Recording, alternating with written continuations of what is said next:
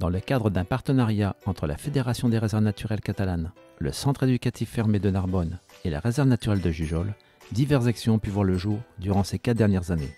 Réfection et balisage de sentiers, comptage de cerfs au brame en haute altitude, rencontre en goélette et réfection d'une placette d'alimentation de rapaces nécrophages. En 2013, un camp itinérant de 2 jours avec 3 jeunes du centre éducatif fermé a été organisé pour permettre à 2 résidents du foyer d'accueil médicalisé Val d'Agly de Rivesaltes de découvrir la réserve naturelle de Jujol.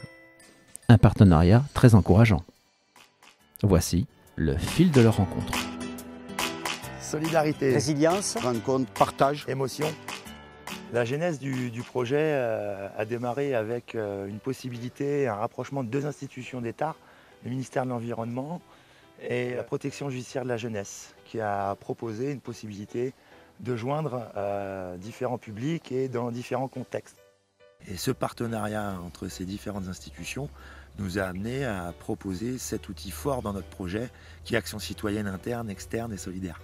La grande chance qu'on a, c'est que la nature, même en réserve naturelle, c'est un joyau qui est là et qui est un support à des activités très riches et qui apporte énormément à chaque individu. Et varié, oui. Et ça, c'est une ressource que la nature apporte à chacun d'entre nous. C'est que la nature, c'est gratuit.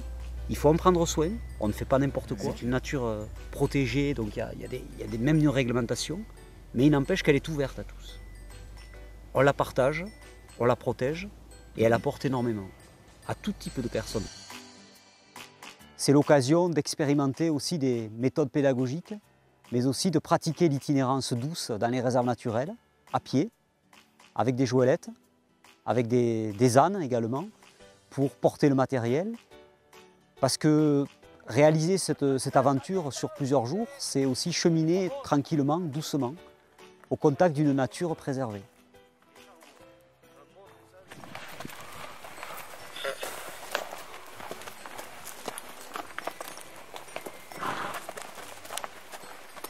La sensibilisation des jeunes en amont, c'est primordial. C'est une étape du projet, c'est incontournable. C'est 80% pour que derrière le séjour se réussisse. On voit que ces réunions collectives, des entretiens individuels, la préparation du matériel, leur dire qu'est-ce qu'on va y faire. Il faut les faire rêver. Et lors de cette rencontre en Jolette, le partage qu'il y a eu, à ce jeune, tu l'avais posé, pourquoi tu fais ça? Pourquoi tu amènes ces personnes en situation de handicap? Pourquoi tu leur fais faire une randonnée? Et l'ado t'a dit, si j'ai une bonne mémoire, Olivier, tu as dit, avec tout l'amour qu'il me donne dans le regard et avec son grand sourire, je ne peux pas faire autrement. J'ai des ailes, je suis encore plus fort. Je suis prêt à aller tout là-haut. Ouais, je suis prêt à aller tout là-haut.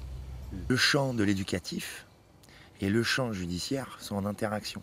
Et lorsqu'ils dérivent un peu, ou ils ont une problématique, ou on en a eu un sur le dernier séjour ici, qui a une problématique de santé quand même assez importante. C'est celui qui a été le plus assidu et qui a, entre guillemets, mangé la sortie de 4 jours en pleine nature. Oui. Et qui a été le plus présent avec les gens à mobilité réduite, en regroupant plusieurs associations, en regroupant des moyens d'institutions, parce qu'il y a quand même des choses qui sont mises en place aujourd'hui dans les politiques publiques et sociales pour le bien de ces personnes en difficulté de tout ordre. Ça veut dire qu'il faut continuer à mobiliser les moyens pour pouvoir permettre à ces publics de pouvoir se rencontrer. Pour moi, c'est l'une des premières années où on fait rencontrer 2 publics différents dans le champ social et médical.